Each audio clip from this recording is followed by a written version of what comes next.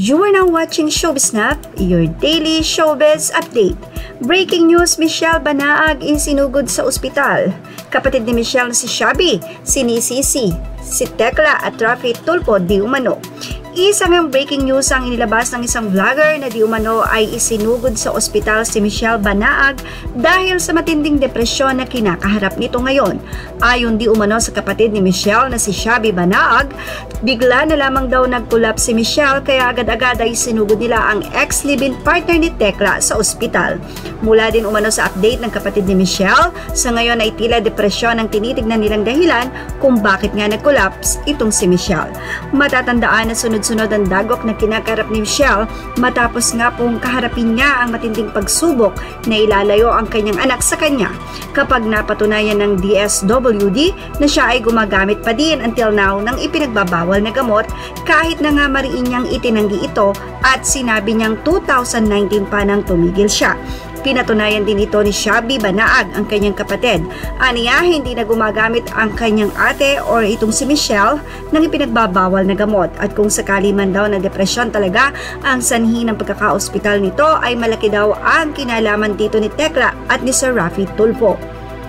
Sa ngayon, wala pang statement na nagmumula sa panig ni Michelle kung ito ba ay may katotohanan at kung sakali mang totoo ito ay ano kaya ang kalagayan ni Michelle ngayon. Samantala, sa kanya namang FB page na may account name na Ashley Macute ay nagmakaawa si Ashley o Shabby na tigilan na siya ng mga netizen, lalo na nga po ang kanyang pamilya at lalong-lalo na nga po sa mga paggawa ng memes sa kanilang mga photos katulad ng mga sumusunod. Sa kanya nga pong caption, sinabi niya na, "Masaya ba kayo sa pinaggagawa nyo?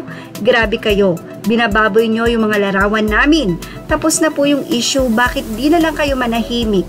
Mag-alisa na kayo sa mga buhay namin, nananahimik na kami. Move on din pag may time. Highs." Yan na nga po lang ang pabirong sinabi nitong si Ashley Banaag sa kanya nga pong FB page. Halo-halo naman ang naging reaksyon ng mga netizen about dito sa pagkaka-ospital ni Michelle. Anila, walang kinalaman si Rafi Tulfo at Tekla sa anumang nais gawin ni Michelle sa kanyang buhay. And it's not Rafi and Tekla's fault anymore. Kung may depression na pinagdaraanan nga daw si Michelle ngayon. Sana nga daw nang lumapit ito kay Rafi Tulfo ay humingi na lamang ito ng tulong at wala nang pinasama pang ibang tao. Tuloy yan ang naging resulta at lalo lang naging hindi maganda ang kinahinatnan nito. Sa ngayon, tanging atensyon at payo ng maganda ang kailangan ni Michelle para sa kanya nga pong depresyon na di umano ay kinakaharap. Wala pa nga pong statement mula po kay Michelle o kay Shabby kung meron nga po bang katotohanan na isinugod nga po sa hospital. Pero ayon sa ilang mga update, mukhang may pagbabanta na nga po daw si Michelle before pa na di umano ay nais kitilin nito ang kanyang buhay. Kaya naman ang mga netizen ay nanawagan na wag ganon at hindi ganon ang paraan. Sana nga ay may magandang loob na mag-counsel talaga kay Michelle sa tindi ng kanyang pinagdaraanan ngayon. At sana maging maayos ang lahat. Kung maaari, maging maayos at bigyan siya ng pagkakataon na maalagaan ng kanyang anak. Yan po ang ating Showbiz Snap update.